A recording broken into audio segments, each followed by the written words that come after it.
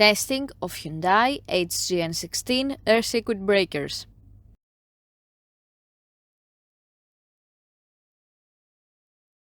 At first, we trip the breaker manually, then we trip the breaker with the help of the UVT,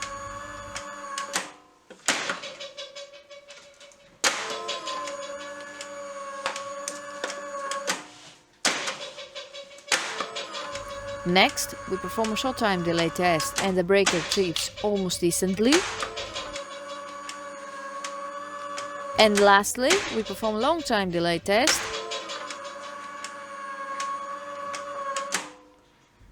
The same process is repeated for the second air circuit breaker.